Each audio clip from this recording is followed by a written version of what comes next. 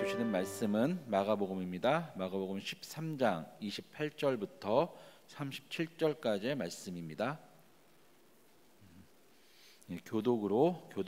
교독하시겠습니다. 무화과 나무의 비유를 배우라. 그 가지가 연하여 지고 잎사귀를 내면 여름이 가까운 줄 아나니, 이와 같이 너희가 이런 일이 일어나는 것을 보거든 인자가 가까이 곧 문 앞에 이른 줄 알라. 내가 진실로 너희에게 말하노니 이 세대가 지나가기 전에 이 일이 다 일어나리라. 천지는 없어지겠으나 내 말은 없어지지 아니하리라. 그러나 그 날과 그때는 아무도 모르나니 하늘에 있는 천사들도 아들도 모르고 아버지만 아시느니라. 주의하라, 깨어 있으라. 그때가 언제인지 알지 못함이라. 가령 사람이 집을 떠나 타고로 갈 때 그 종들에게 권한을 주어 각각 사물을 맡기며 문지기에게 깨어 있으라 명한과 같으니, 그러므로 깨어 있으라. 집주인이 언제 올는지, 혹 저물 때 일는지 밤중 일는지 다굴 때 일는지 새벽 일는지 너희가 알지 못함이라. 그가 후련히 와서 너희가 자는 것을 보지 않도록 하라. 깨어 있으라. 내가 너희에게 하는 이 말은 모든 사람에게 하는 말이니라 하시니라. 아멘. 마가복음 13장은 마지막 때에 관한 말씀입니다. 그리고 이제 그 마지막 세 번째, 예수님이 제자들에게 마지막으로 어느 때가 너희들이 궁금해하는 그 마지막 때인지를 말씀하여 주시는 부분입니다. 예수님은 제자들에게 무화과 나무에서 배우라고 합니다. 무화과 나무의 가지가 연해지고 줄기가 나면 여름이 다가왔다. 추수할 때가 다가오고 계절이 변화되었다. 마치 무화과 나무를 통해서 계절의 변화를 알 수 있는 것처럼 이 세상 돌아가는 것을 보면 너희가 그때가 언제 오는지 알 수 있다라고 말씀해 주십니다. 근데 한 가지 문제가 있습니다. 무엇이냐면 그때가 정확히 언제인지 모른다는 뜻입니다. 이게 무슨 말인가 하면, 무화과 나무를 매일 보고 있더라도 어쩌다 한 번은 우리가 못 보고 지나칠 수가 있습니다. 그런데 그 못 보고 지나치온 사이에 그 순간 여름이 왔습니다. 지금 우리나라로 보면 지금 우리나라는 지금 환절기입니다. 따뜻한 것 같은데 추웠고 추운 것 같은데 따뜻합니다.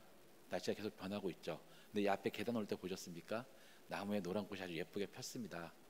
분명히 제 기억에는 며칠까지만 해도 앙상한 가지였고 겨울 같았는데, 어느 한번 딱 보니 노란 꽃이 폈고 봄이 벌써 온 것 같은 느낌이 들었습니다. 주위를 보면 야생화들도 조금씩 피기 시작하죠. 계속 보는 것 같았는데, 계속 봤는데 우리가 알지 못하는 순간 봄이 왔습니다. 계절도 이렇습니다. 무화과 나무 농사를 하는 사람은 매일 무화과를 돌보니까 알겠죠. 그러나 농부가 아닌 사람은 매일매일 주시하고 매일매일 깨어 있어도 잠깐 정신을 딴 데 판 순간 계절은 변해 있습니다. 하나님의 그때 그 날도 이와 마찬가지입니다. 깨어있지 않으면, 주시하지 않으면, 집중하지 않으면 어느 순간 바로 문 앞에 도착해 있습니다. 아무 생각 없이 문을 열면 우리는 심판의 때를 맞이하게 됩니다. 그리고 하나님 앞에서 모든 것을 우리는 결선을 볼 수밖에 없죠.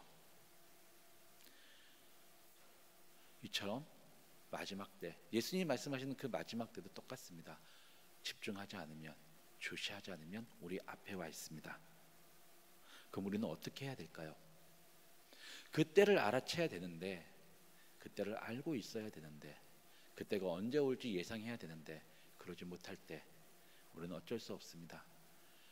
계절이 변하는 것에 대해서 더 집중하는 것처럼 이 세상이 어떻게 흘러가고 어떻게 변화되는지 그 방향을, 그 흐름을 계속 보고 있어야 됩니다. 잠시 정신을 놓으면 안 됩니다. 거기에 더 집중을 해야 되고 거기에 더 주시를 해야 됩니다. 그래야지만 우리는 병원아 그 때가 언제인지 알 수 있습니다.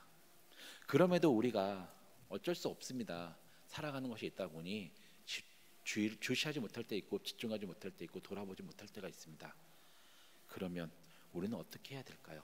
무엇을 해야 될까요? 그래서 그때를 준비할 수 있을까요? 우리들의 특징이 있습니다. 제자들도 마찬가지죠. 예수님께 꼭 마지막까지 물어봤던 질문이 이거였습니다. 선생님, 그 때가 언제입니까? 지금 선생님께서 승천하시고 다시 재림하신다고 하셨는데 그 때가 언제입니까? 라고 물어보는 것처럼 우리들은 그 정확한 때를 알고 싶어 합니다. 그 때를 알면, 그때가 몇 월 며칠 몇 시 몇 분이라는 걸 알면 마치 준비할 수 있는 것처럼 우리는 생각하고 그 때를 알려고 성경을 연구하고 성경을 보죠. 그러다가 이단이 많이 나오죠. 왜냐하면 그때는 어느 누구도 모릅니다. 오직 아버지만, 하나님 아버지만 아시는 거죠. 예수님도 오늘 말씀하셨습니다. 제자들의 그 속마음, 그 때를 알아서 어떻게든 준비하고 싶었던 그 제자들에게 이렇게 말씀하시죠. 하늘에 있는 하나님의 소종을 두는, 하나님과 항상 함께 있는 천사들도 모르고 아버지가 할 수 있는 것, 아버지가 하는 것 다 알고 다 할 수 있는 나, 이 아들도 그때를 모른다. 아버지께서는 그것만 나한테 알려주지 않으셨고 오직 아버지만 알고 계신다. 그러니 너희가 어떻게 해야 되는지 내가 알려주마. 깨어있고 주의해라. 세상 돌아가는 것, 세상이 변화하는 것을 보고 그것을 놓치지 않도록 깨어있어라. 그래야만 된다. 우리가 깨어있고 우리가 주의하는 것, 그것을 우리식으로 표현하면 매일 말씀 읽고 묵상하고 기도하는 것입니다. 칼 바르트라는 신학자가 있습니다.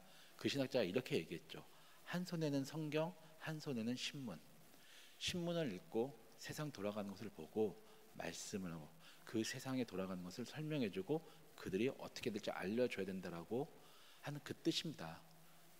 신학자가, 목회자가 세상 돌아가는 것을 모르면 안 된다는 이야기죠. 저는 이렇게 말씀드리고 싶습니다. 신문을 보지 말고 말씀을 계속 읽으십시오. 물론 세상 돌아가는 것이 자세히 들어보면은 뭐 작은 것들은 다릅니다. 하지만 그 전체 흐름은 변하지 않고 전체 흐름은 성경에서 넘어서지 않습니다.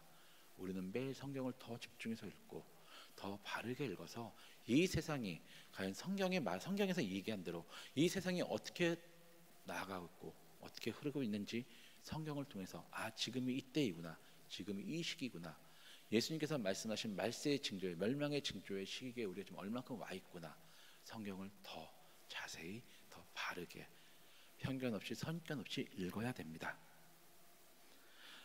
그럼에도 우리는 걱정이 됩니다. 도대체 주의하는 것이 뭐고 깨어있는 것이 무엇일까?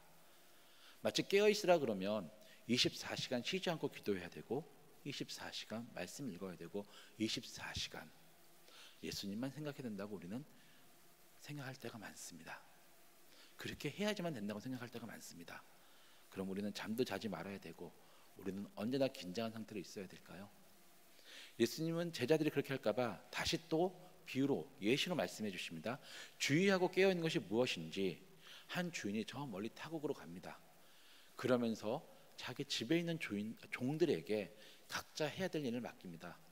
어떤 이들은 그 종들을 관리하는 일들을, 어떤 이에게는 그 집을 지키는 경비하는 일을, 또 어떤 이에게는 밭을, 어떤 이에게는 논을, 어떤 이는 그 집안 청소하는 것을 맡깁니다.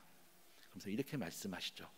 마태복음 24장 25절에서 이렇게 말씀하십니다. 예수님께서 충성되고 지혜 있는 종이 되어 주인에게 그 집사람을 맡아 때를 따라 양식을 나눠줄 자가 누구냐.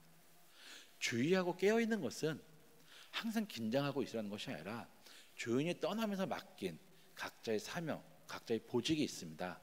그 보직을 때에 따라서 시간에 따라서 주인이 언제 올지 알지 못하지만 내가 지금 이 일을 해야 될 시기라면 그것을 하여라. 종들에게 그들의 먹을 것을 줄 사람은 먹을 것을 줘라. 때에 맞춰서 내가 있든 없든 간에. 집을 경비하는 사람이라면 때에 따라서 그 집을 경비해라. 더 늦지 못하도록. 농사를 짓는 사람이라면 때에 따라서 계절의 변화에 맞춰서 농사를 지어라. 그것이 깨어있고 그것이 주의하는 것입니다. 매일 긴장해서 잠을 안 자는 것이 아니라 주인이 맡겨진 그 보직, 그 사명을 최선을 다하는 것, 마치 주인이 없어도 주인이 있는 것처럼 최선을 다하는 것, 그것이 깨어있고 그것이 주의하는 것입니다. 예수님께서 제자들에게 그렇게 말씀하십니다. 내가 없어도 너희들, 내가 없으니 이때가, 그리고 내가 보니 잠시 정신줄을 놔서 내 삶에 더 집중하느라고 이 세상 흐름에 변화를 알지 못해서 너희들이 심판의 때가 언제 올 나중에 더 한참 뒤에 올 것이다 착각해서 흥청망청 먹자 놀자 주인이 언제 올지 모른다 내일은 안 온다 걱정하지 마라 주인이 올 때면 내가 잘 알아채서 그때만 잠시 잘하면 된다 그런 착각에 빠지지 말고 주인이 마치 바로 지금 오는 것처럼 너에게 맡겨진 일을 최선을 다해라 그리고 너희가 쉴 때는 쉬고 그 일을 할 때는 일을 하라 그것이 주의하는 것이 그것이 깨어있는 것이다 너희가 그렇게 살아야 된다 그 이유는 오직 하나입니다 모든 이에게 심판의 때는 오기 때문입니다 예수님을 믿든 안 믿든 주인이 맡긴 그 사명을 잘 감당하든 감당하지 않든 감당하는 사람은 주인이 빨리 와서 자기를 칭찬해 주길 바라겠죠 주인이 맡긴 사명을 언제 주인이 지금은 안 오고 내일은 안 온다 내가 마음대로 놀다가 언젠가 오는데 그때 내가 알아채서 그때 일하면 된다 생각하는 사람들은 오지 않기를 바라겠죠 그러나 중요한 건 당사자가 어떻게 생각하든 당사자가 무엇을 원하든 상관없습니다 그때는 온다라는 사실입니다 필히 온다라는 사실입니다 그리고 중요한 건 그 사실은 변하지 않는다는 거죠 세상이 바뀌고 세상이 없어질지라도 예수님이 말씀하신 그 마지막 그 심판의 때는 없어지지 않고 변하지 않습니다. 예수님의 말씀이 성경 말씀이 1.1획도 변하지 않는 것처럼 심판의 때는 필히 옵니다. 그러니 성도님들 우리는 주의하고 깨어 있어야 됩니다. 우리에게 맡겨진 그 일을 열심히 최선을 다해야 됩니다. 우리가 해야 될 그 사명의 첫 번째는 바로 예수님을 믿는 것입니다. 예수님을 믿는 것이 우리에게 맡겨진 첫 번째 사명입니다. 저는 그것을 소명이라고 부르고 싶습니다. 우리 모두는 하나님의 소명을 받았습니다. 하나님의 부르심을 받고 지금 이 자리에 와 있습니다. 만약에 부르심이 없다면 아무리 오고 싶어도 이 자리에 오면 여기가 마치 내가 있어야 될 자리가 아닌 것처럼 느껴지고 돌아갈 수밖에 없습니다. 심지어는 한 발자국만 들어오면 되는데도 못 들어오고 뒤돌아서 돌아갈 수밖에 없습니다. 왜냐하면 우리가 이 자리에 있는 것도 하나님의 선물이기 때문이죠. 그리고 여러분은 그 첫 번째 부르심, 그 선물을 받고 지금 이 자리에 와 있습니다. 그렇다면 우리는 두 번째 사명을 받아 그것을 잘 감당해야 됩니다. 그것은 우리의 각자의 자리에서 해야 되는 것입니다. 그것을 사명 실현지라 부르죠. 내가 맡겨진 것이 어디냐는 상관없습니다. 하나님께서 나를 부르시고 나를 그곳에 보내셨다면 그곳이 하나님께서 나에게 맡긴 사명 실현지, 사명입니다. 우리는 그 사명 실현지에서 최선을 다해야 됩니다. 주인이 종에게 맡긴 그 일, 주인이 보든 말든 때에 따라서 해야 되는 것처럼 우리에게 맡겨진 그 자리에서 그 사명을 잘 감당해야 됩니다. 어떤 이는 가정주부로 불렀습니다. 어떤 이는 운전기사로, 어떤 이는 군인으로, 어떤 이는 사무실에서 일하는 사람으로, 어떤 이는 심지어는 길의 청소부로, 환경미화원으로 부른 경우도 있습니다. 나를 어떻게 불렀는지, 어디로 보냈는지는 상관없습니다. 사회에서는 하찮다고 얘기하고 사회에서는 귀하다고 얘기하지만 하나님 앞에서는 다 똑같습니다. 나에게 불러진 그 자리는 하나님이 보실 때는 제가 할 수 있는 최선, 제가 잘할 수 있는 곳이기에 저를 그곳을 보내셨고 그것을 우리에게 맡기셨기 때문에 그렇다면 우리는 그곳이 하나님 나라가 되도록 해야 됩니다. 더 큰 일, 돈을 더 잘 버는 일, 남들이 볼 때 부러워하는 일, 그것이 중요한 것이 아니라 나에게 맡겨주셨고 나를 보내셨기에 중요하고 그러기에 우리는 최선을 다해야 됩니다. 사람의 시선을, 사람의 평가를 보지 말고 오직 우리에게 맡기신 주인의 그 평가와 주인의 그 칭찬을 바라며 그 사명을 잘 감당해야 됩니다. 우리는 이렇게 두 가지 사명에 지금 직면해 있습니다. 첫 번째를 통과했고 두 번째 이제 우리가 해야 될 것입니다.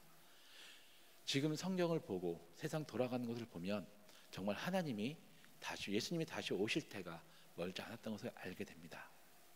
여러분, 그렇다면 때에 따라 우리에게 주어진 그 자리에서 두 번째 그 사명, 우리가 해야 될 그 책임에 대해서 최선을 다하십시오. 결과는 신경 쓰지 마십시오. 결과는 하나님께 맡기고 여러분은 우리가 할 수 있는, 내가 할 수 있는 최선을 다하면 그 결과는 하나님께서 책임져 주십니다. 그리고 예수님이 말씀하시는 그때, 그 심판의 때, 하나님 앞에 다시 설 때가 되면 우리가 어떻게 살아왔는지 제가 말하지 않아도 우리를 지켜주시고 우리를 선택하신 그 예수님께서 다 변호해 주시고 하나님 앞에서 칭찬을 들을 수 있도록 예수님이 다 해주십니다. 그러니 두려워하지 말고 걱정하지 말고 오늘도 그 자리, 그 곳에서 나를 통해서 하나님 나라가 이루어지길 바라며 최선을 다하시는 여러분이 되시기를 기도하고 축원하겠습니다. 기도하시겠습니다.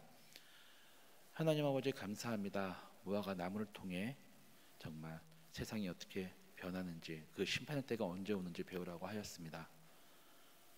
심판의 때는 오지만 어쩔 때 우리는 잠시 정신이 팔려 그것을 보지 못할 때가 있고 알아채지 못할 때도 있습니다.